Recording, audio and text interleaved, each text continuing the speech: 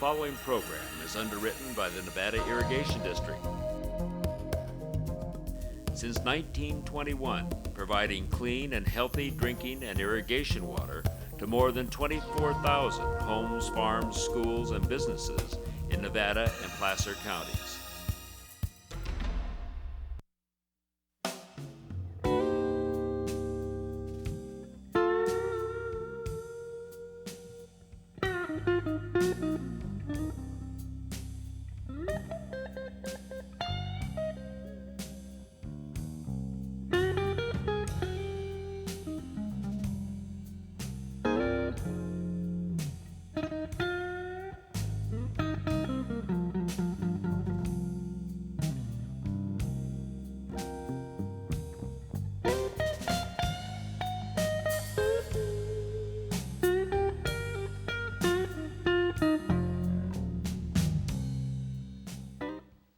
Hello everyone, I'm your host Lew Sitzer. This is Nevada County Interviews, and this year we're entering our 6th year of doing the interview show. Usually I have someone sitting by my side to interview, but I thought this would be a little different, and instead I would tell a story dating back quite a few years in my life to give us some time to reflect on the war we're presently conducting both in Iraq and Afghanistan. So for me, it's going back to the Vietnam War, but prior to my involvement in it, I had been finishing college and I had come out of working in the South the summer of 1964, which is noted as Mississippi Freedom Summer. It was the summer that 3 civil rights workers were killed, and things really started to happen on a national scale in the way of gaining people's attention to the problem of civil rights and beginning to make inroads with John Kennedy and Lyndon Johnson legislation from that point. Well, I came back from that summer to finish my college work. And even though in retrospect it seemed like a very successful time, it was really a very emotionally tough time where many people were jailed, threatened, beaten. The history is there, and I'm sure many of you know about it. I came back from that experience feeling like a casualty, and a college professor of mine suggested that I get some perspective on our country by leaving it and traveling some in the world, getting some experience, and looking back at our nation. So at that time, I was able to join an organization called International Voluntary Service. And I left for Washington, D.C. for a training program there where I learned Laotian in an 8-week intensive language program, and went to Laos. And during that time, the Vietnam War was starting up. We had, under the Kennedy administration, we had begun sending troops. The war was escalating. And at that time, I was given a choice of going to Laos or going to Vietnam. And since I was always already feeling like a casualty and needing some time to kind of get my bearings, I chose Laos, and I was placed in a very remote setting during that period of time, a 2-year stay. And my interest really was in learning about the world, learning about the culture of these people who were mostly Buddhist and animists, meaning that they believed in spirits occupying trees and vegetation, mountains, rocks. They believed in evil spirits and good spirits. And they also tied this in with Buddhism. And so I lived for a period of 2 years in a small village named Muang Palan, and a village of about 1,500 people. The job that I was trained to do somewhat was to be what was called a generalist, meaning I did a little bit of everything. So I helped to build medical dispensaries, very small ones, 1 cabin medical dispensaries, schools, helped to dig wells. I was a conduit for some supplies so that the villagers could focus their attention. And sometimes I'd be able to bring in cement or nails, sometimes tools. Nothing was electrified. Everything was very basic. And so that one of the things we'll do in the beginning here is look at their life and their culture, much the way I did when I visited and took up lodging there. So if we could look at first the map, which will give people an indication of where Laos is. It's entirely landlocked, surrounded by Thailand, Cambodia, what was then North and South Vietnam, and China. And so the only water route was the Mekong River, which I'm sure that people have heard about and made famous in movies. But in fact, we didn't live close to the Mekong River. We live quite central, and I think we have an arrow to point where it is. Quite central to the country. We had a river of our own, small river that increased during the monsoon season. And you can see the thick black line, which is near the arrow. That's the Ho Chi Minh Trail.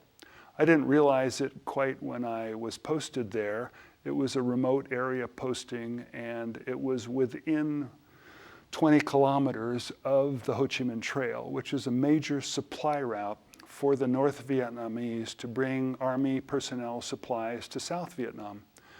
So in essence, trying to get away from the war, I got further into it.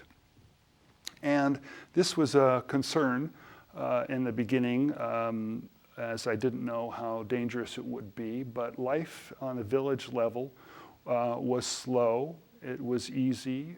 There was not much in the way of bombing and destruction when I arrived, but that escalated over time.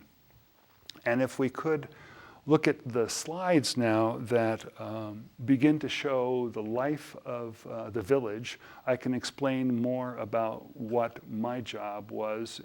It was really to begin to learn about the culture and the people. And here is the river. It's the river of Muang Palan. And if you can see, I don't know if you can see it, but there are animals, water buffalo, there are people there. It was our air conditioning. And so we bathed in the river daily with the animals to cool off. We washed our clothes and dishes. We drank water from the river, which I tried as fast as I could to help dig wells to promote safer water. So you could begin to see that the village life was really quite different from our own here, even 40 years ago when I was there. But we can go on to see that there are greater differences, as you can see that the villages were based on a hunting and gathering. The food was either in the trees or in the ground. Animals were sometimes hunted, sometimes raised. All of the constructions were totally recyclable. They washed out, bridges washed out during the monsoon seasons and were rebuilt again by bamboo. Houses were constructed from bamboo. It was a great material. Here we see the beast of burden, which is the water buffalo, used to help cultivate the rice paddies. Rice was their main food, and it was sticky rice, much different from what we are normally used to here. The ceremonies of the people were very touching. Here we're looking at a ceremony welcoming a child into the world and wishing the parents good luck. And you'll see the strings that are tied or when they're put on. You're wished many children and long life, many wives, because at this place you could marry, you could have more than one wife. And so it was a ceremony that happened throughout the time that I was there. And you can get a better view of it here. These bracelets became quite popular and sometimes are still seen in the United States today. It's a wonderful tradition. You carry the memory with you and just let it wear off in time. The village itself had about 1,500 people, and here you can see the child being welcomed and his mom and dad nearby. There was a lot of religion and also a lot of celebration. Here we are enjoying a meal. The meal most likely was sticky rice with a couple of vegetables and sometimes meat. An animal was killed. The meat was often raw. The blood was a delicacy to be eaten as well, once coagulated. Here is our morning market, so that I would go out each morning and shop for the day. As you'll see, the offerings are pretty simple, straightforward. It's a time where I lost a lot of weight, sometimes due to diet, sometimes illness. Because illness was prevalent. Malaria, dengue fever was all around. And the villagers survived, but lifespan was in the 40s, wasn't good. And so part of my job was to educate people about hygiene, to install the first toilet, not a flush toilet, but an outhouse type toilet. The kids were given great responsibilities because they could handle them. They were used to handling them. Sometimes they gathered food, took care of younger children, never saw anger directed towards children. Very hardworking people, but not a long work day. Their life was much simpler than ours, and here they're hulling the rice hulls away from the kernels, and then they'll put them in baskets, throw them in the air, and the hulls will blow away and left with the rice kernels. And so rice was the main diet, and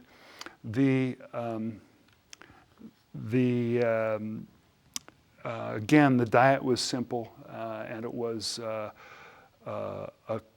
a country that, because of life's simplicity, had a great deal of leisure. They had one crop that they grew, rice, and the women and children grew it extensively. Men sort of had a privileged position in society. They didn't do a lot of the work.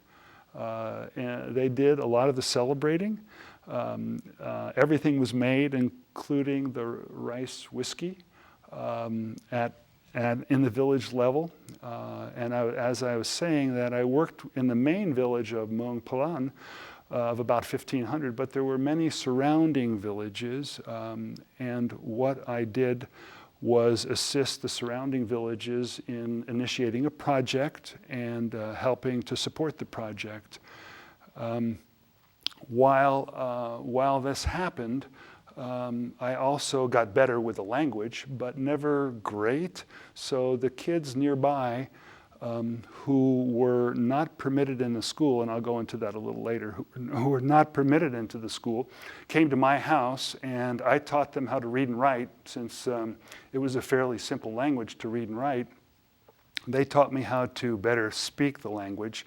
And for a year or more, we learned together. It was great fun. They actually felt it was very unusual for a person such as myself to be alone. And so they often came during the day, sent by their parents sometime to keep me company.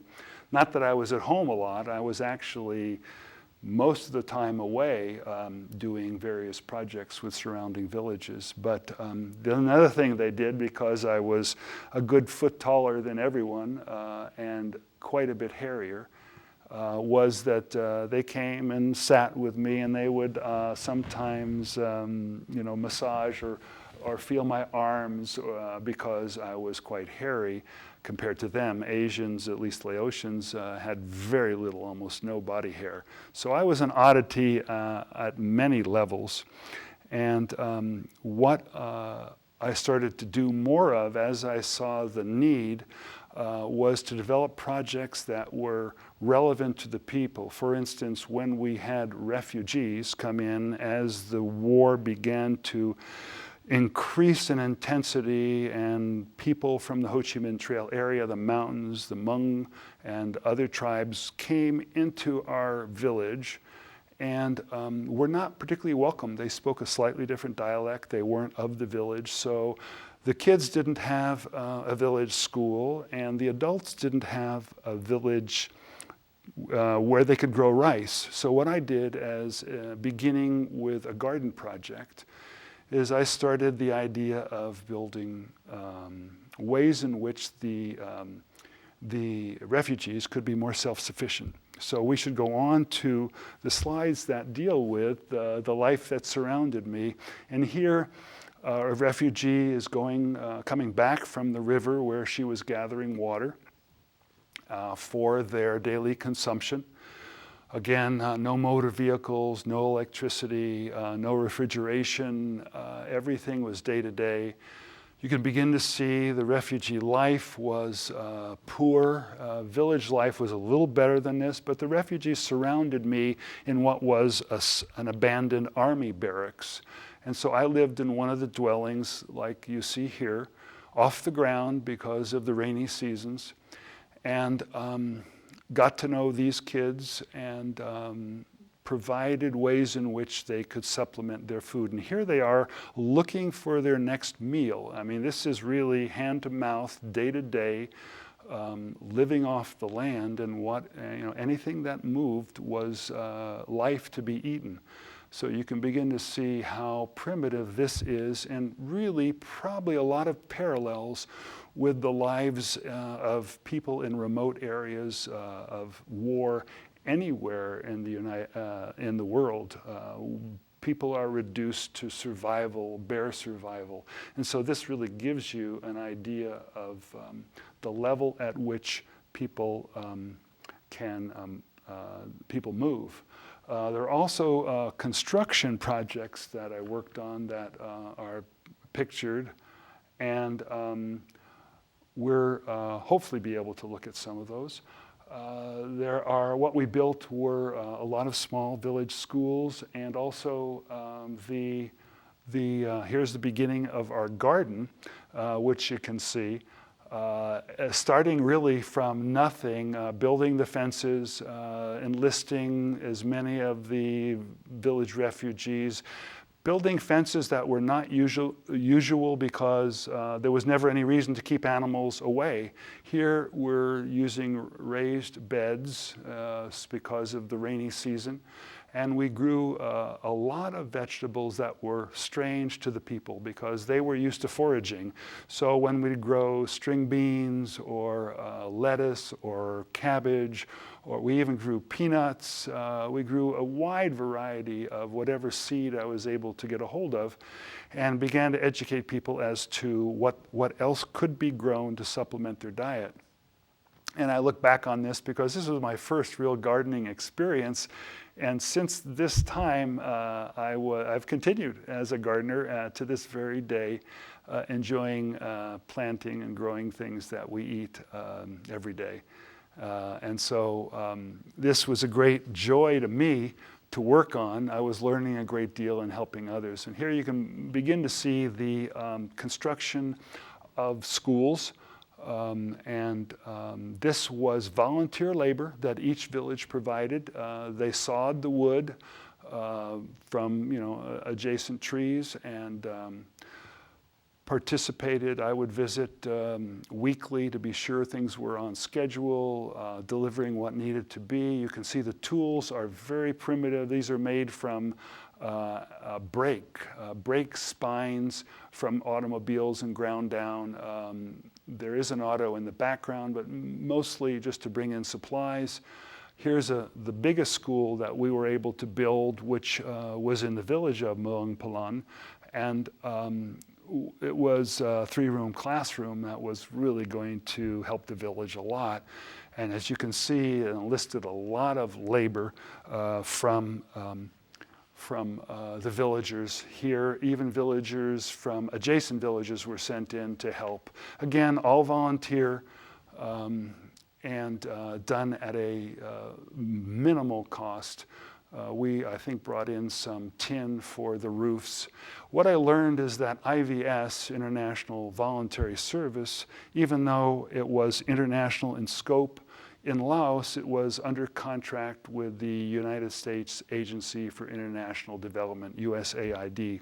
And it took me quite a while to learn that this project, the IVS project in Laos, was part of the overall war effort to win the hearts and minds of the local people. And I could see it was doing that and helping them as well. So it had kind of a two-pronged effect. I realized that more and more my efforts were seen as a Western American effort to aid villagers, and as a result it began to be seen as partisan. The good work that we were doing there was viewed by Laotians, and particularly the opposition forces, the Pathet Lao, as being undermining their own efforts to win the hearts and minds of people, much like what is going on in Iraq today and Afghanistan. You see battles between what's happening, struggles between what's happening at the governmental level and also where we're assisting, and what's happening with opposition. That these forces, once confronted with one another, begin to mount in scale and momentum and impact, to where the war more and more began to approach the village. We could see it nightly with flares that were lit the skies of the Ho Chi Minh Trail, and bombers would come in and drop these bombs that would shake the earth, and further refugees would come. And what I found was that more and more my own life, my own work, and those around me were more and more impacted by the war. And of course this presented more problems to us. And we can begin to see the tragedy begin to unfold in our own village. And here was our lovely village. What you can begin to see is a bomb crater right there in front of the chief's house. Now, we were a friendly village. I was there, I mean, as an American. We were very surprised by this mistake that I interpreted to be a mistake. I don't see any reason why it was purposeful, because we were working there, and yet the village was literally destroyed. Jet fighters came in on an early morning when kids were going to school, and bombs were dropped, 18 bombs. It doesn't sound like a lot, but these were 2,000 to 3,000 pound bombs that were laid down strategically on the village, and then blew up.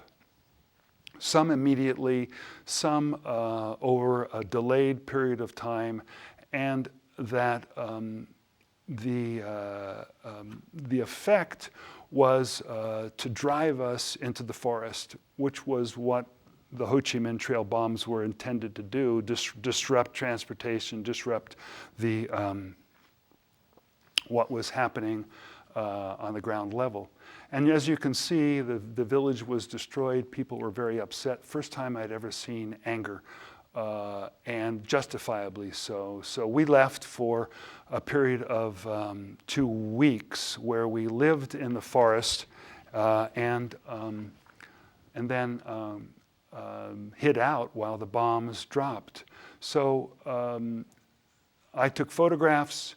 I was upset. I tried to explain to people what the mistakes were being made.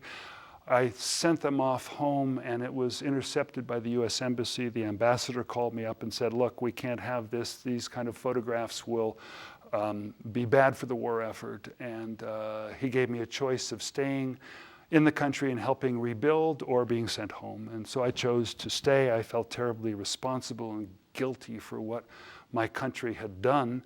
And helped to rebuild until a time where my neighbor, Fred Cheidler, in the adjacent village was assassinated. He was doing the same work I was doing about 20 kilometers away. And the guerrillas came through one night under his home and shot through him with a machine gun, riddled the place with machine gun bullets, killed him while he slept. And so that was a pretty big shock to me. It was a terrible loss of a great human being and caused me to reflect upon my place in the war, and that this was a time where I had to look at what was happening to Laos, what was happening to the village, tried to make sense out of the chaos of what I saw as huge forces interplaying in the lives of innocent people, making no sense to what was happening, and beginning to see my work as useless, futile, waste of lives, leading to, as you can see, the tragedy that they lived with and continue to live with for another 7 or so years as the war slowly came to a close. So I'm relating this story to you to give you a sort of a look at the consequences of war. It's not a pretty picture, as we have been seeing with our own wars in Afghanistan and Iraq. To me, it was a total breakdown in communication, and I see diplomacy as a way in which to engage with people, because once you start a war, it's difficult to get out of, and forces at play begin to escalate in ways that we cannot control. So I came back to this country a little short of my 2-year contract. I felt that my life was not worth sacrificing in this conflict. And I think that historians will support that point of view, even though we lost 58,000 Americans and many, many more Laotians. So at this time, what I did find out was that Americans are very good at certain things and very good at solving problems, not particularly good at understanding cultures, understanding others' ways of life, and communicating with those folks. So I want to encourage you at this beginning of this year to take heart that we are a very capable, very hard-working people who can accomplish a great deal once we rediscover our common purpose and learn to work together. So thanks for watching. Thanks to our great crew, and I want to thank also NID for its loyal support as an underwriter for this show. And again, thanks to Samantha and Gail and Diane and Jenna and Marilyn for being such a wonderful crew, and has helped me to tell you this story. Hopefully we'll have a good year ahead of us.